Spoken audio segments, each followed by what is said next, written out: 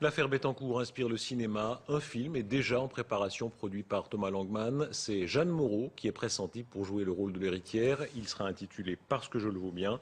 La saga de L'Oréal en dit beaucoup sur les passions humaines et sur l'histoire française.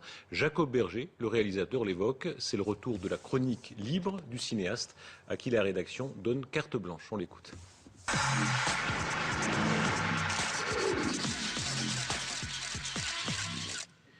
Vous connaissez l'histoire de Dédé l'arroseur? Pendant la guerre, Dédé collabore avec les Allemands et travaille pour Vichy. À la Libération, devenu gaulliste, Dédé sauve la mise à son patron, un pharmacien qui avait vendu trop de shampoing au Bosch. En récompense, le pharmacien lui donne sa fille Liliane en mariage. Et voilà Dédé devenu patron de L'Oréal. Pendant les 30 années qui suivent, Dédé devient milliardaire. Il verse des paquets de pognon au parti de la droite française. Il devient même ministre. Sur le tard, il tombe amoureux d'un jeune homme, un dandy qui écrit des livres et fait de la photo. À la mort de Dédé, la femme de celui-ci, Liliane, alias Lily Mise en Pli, lègue au dandy 1 milliard d'euros. Non, pas 1 million, 1 milliard. Pourquoi?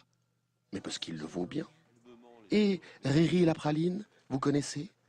De 2007 à 2010, Riri est ministre en charge des finances de la France. Son épouse, elle, travaille à faire fructifier les milliards de la femme la plus riche du pays. C'est alors qu'on découvre que le ministre, qui est aussi le trésorier du parti du président Speedy González, aurait reçu 150 000 euros de la femme la plus riche du pays, à la veille des élections, et au black. Peu, dit le ministre, c'est même pas vrai. Mais les révélations continuent. Riri aurait refilé une légion d'honneur au gestionnaire de fortune de la femme la plus riche de France pour le remercier d'avoir engagé son épouse. Ouïe, ouïe, ouïe, ça commence à sentir la boîte à biscuits pour Riri la praline. Et Flo-Flo, chapeau pointu, vous connaissez? Flo-Flo, c'est la femme à Riri. Comme il est maire de Chantilly, Flo-Flo, elle a un truc pour les chapeaux et les chevaux. Avec ses copines, l'héritière Lacoste et l'épouse PMU, elle crée une écurie, l'écurie Dams.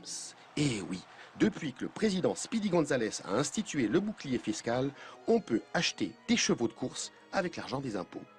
Peu, râlent certains députés. C'est pour créer de l'emploi, le bouclier fiscal, pas pour s'acheter des chevaux.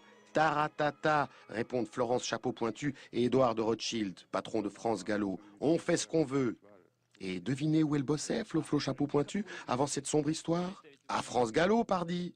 France Gallo, dont les profits se sont envolés depuis que Riri a légalisé les paris sur Internet. Bref, comme on dit chez L'Oréal, tout ça, c'est parce que je le chevauche bien. Parce que je le vaux.